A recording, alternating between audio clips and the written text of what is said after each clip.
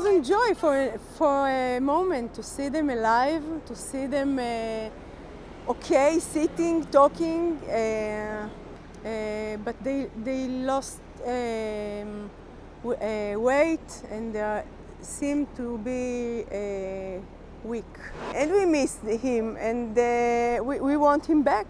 We make everything to bring him back soon.